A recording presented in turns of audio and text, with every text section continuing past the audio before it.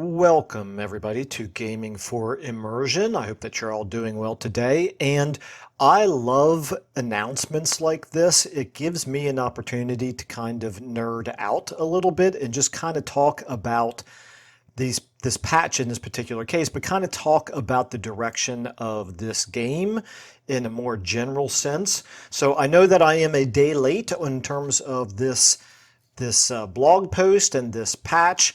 I know that there are some other YouTubers who have really gone into quite a lot of detail about the changes that are coming up in this patch. That is not really what I'm going to get into, other than to just throw in my 2 cents, which is basically that I think these mechanical changes are looking really, really good, although they do lead me to a couple of questions.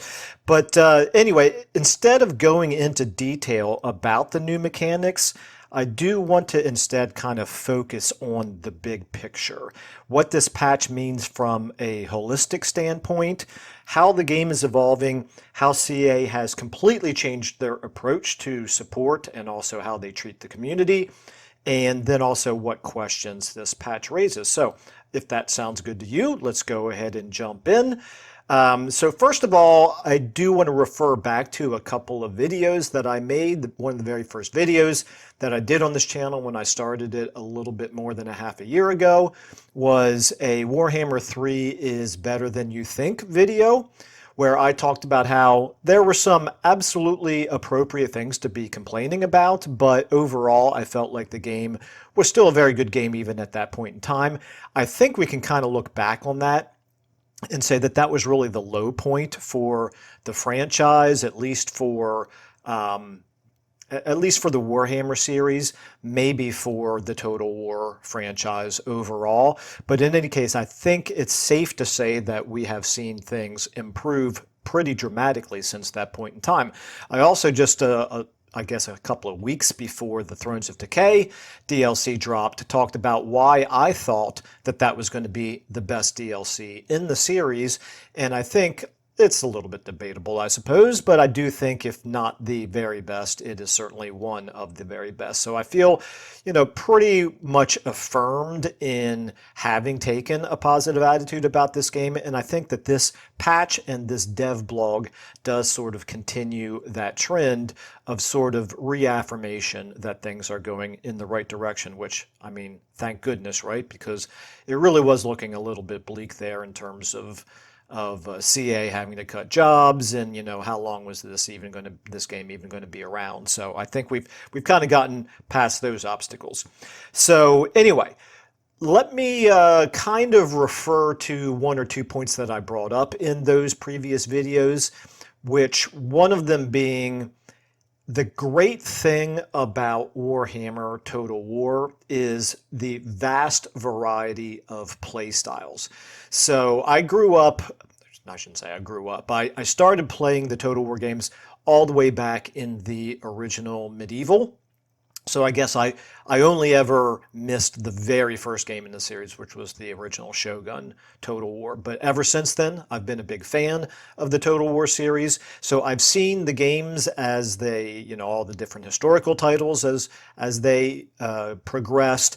And I think it's fairly safe to say that none of them, as great as some of them were, none of them really provided the variety that the Warhammer Total War series has provided. I'm talking about there's such a difference between playing, let's say, Ickclaw of the Skaven versus playing Karl Franz of the Empire, or, versus playing the Dwarves versus playing, you know what I'm saying. There's even within the different races, some of the different legendary lords have different mechanics that can make them feel completely different. And then when you go from one race to another, it's even more dramatic. So hopefully that's a fairly uncontroversial statement to say that there's just a vast amount of variety in the way that that you play Warhammer 3, and with that kind of variety goes the replayability.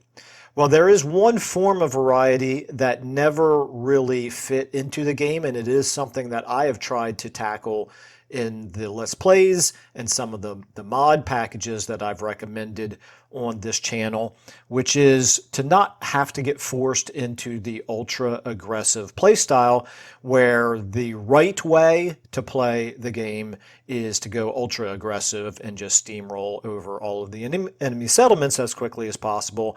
That was undoubtedly the best way to play, certainly in vanilla, but many of us like to have the option to play aggressive when we want to or play defensive when we want to. And so I'm so thankful that in this blog post, he talks about, when he gets to the dwarfs, and he talks about the expansionist versus, the wide play style versus the tall play style, the defensive, and he even talks about how he likes to turtle every once in a while. And I'm not going to read through all this again. I recommend many of the other really good YouTubers who go through this blog, word by word. I'm not going to do that. Hopefully you already know what it says. But anyway, so I think it's very reassuring for them to acknowledge that should be a viable play style. And I'm not saying it should be the right play style. I'm saying it should be an option. And so that's, I think, very, very promising that we're going to start seeing, hopefully, not only variety in terms of the mechanics of the different legendary lords and factions,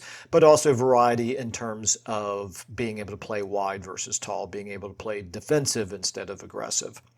So I think anything that boosts playing tall instead of wide is very much appreciated, because obviously in most cases this is just going to be affecting the dwarves. When we talk about the deeps, the new dwarf feature, this is really only something that's going to affect some of your campaigns, not all of them. You're not going to start playing, I don't know, corn defensively, for example. But anything that starts to add that element to the game, I think, is a good thing. And likewise, anything that encourages just options in terms of your play style is also very terrific. So the way that I look at this is that choice is good, balance is important, trade-offs in choice adds depth to a game. And in this particular game, I think there was already a fair amount of that, but this is adding another level to that. So I think that's good. There shouldn't be, like I said, a right versus wrong way to play. Whether we're talking about a meta build for your armies or an ultra-aggressive strategy to steamroll over enemy settlements, there shouldn't be just, that one right way to play. So I think this is going to give us some much-needed variety.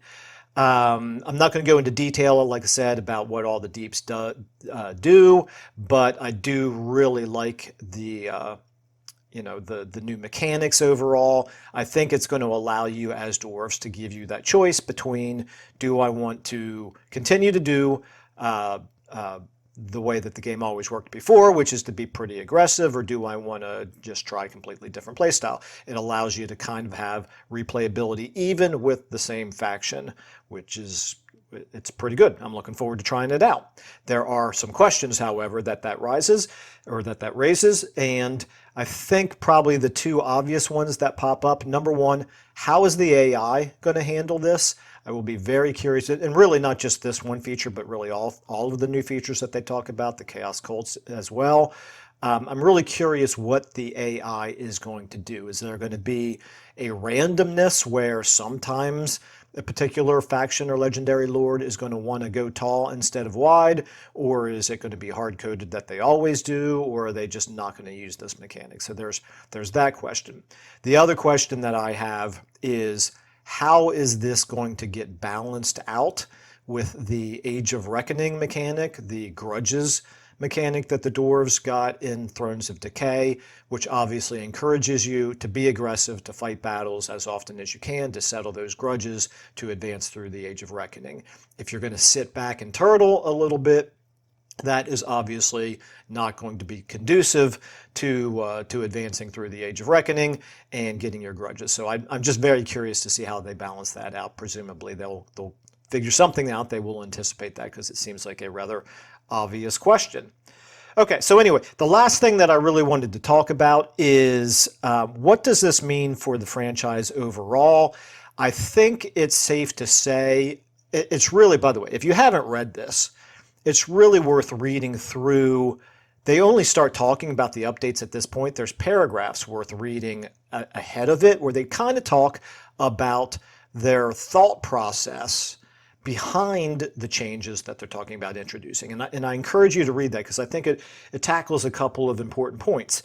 So overall, I think we can safely say what a difference in CA's attitude from just a half a year ago, when they had a very dismissive approach towards their customers, towards the community. And they sort of had this black box mystery as to what they were working on, what they're doing inside the company. And now all of a sudden, we see that they're, at least rhetorically, embracing the feedback. They're explaining what they're working on, and not just with not just telling us what they're working on, but actually their motivations and their thoughts behind what they're working on. That's obviously a real breath of fresh air. We've seen them moving in this direction ever since I think they kind of acknowledged they bit the bullet, acknowledged that they had made some mistakes and that they needed to be more responsive to their customers. So we've kind of seen them moving in that direction. This is really just another step in that direction. I would be a little bit cautious about assuming that this is always the way it's going to be. Unfortunately, humans being what they are, I could very easily see once their numbers recover, once their sales go back up, once things start looking really good as a company, maybe they'll be less motivated to do this. I'm not predicting that. I'm just saying it's a possibility. So I don't want to assume that this, golden age of them being, sharing all this information with us ahead of time. I don't want to assume that it's going to last forever, but I think we should all appreciate it while it does last. And I do think it will, at the very least, continue to last for the foreseeable future here. So that's really kind of all I wanted to say. Is I'm really positive about what I'm seeing, both in terms of the specifics of these mechanics. They look very interesting. I'm really curious to see how this what is it called down here? The unusual locations. I'm really curious to see how this fits into the campaigns. Again, adding new levels of depth to a game that I already considered to be incredibly deep is certainly something that I'm looking forward to. I will say it's not a flawless game. I probably should have said that at the very beginning. There are still bugs in the game, and not just bugs, but some sort of questionable design issues that I really wish that they would address. Those of you who watch my Let's Plays know how I feel about some of the pathfinding and how some of the animations really get in their own way. But that's almost nitpicking with all the things that I love about the game. So I'm curious what you all think. Do you agree? Do you think things are moving in the right direction? Are you excited about these features? Do you think it's too little too late? Your feedback is most certainly appreciated. But anyway, like I said, I love having the opportunity to kind of nerd out a little bit and talk about things like this, a game that is very near and dear to my heart, and sort of the big picture about how we see things going, particularly when we see them going well. So in any case, enough rambling, Michael. Thank you all so much for listening, and I will hopefully see you in the next video.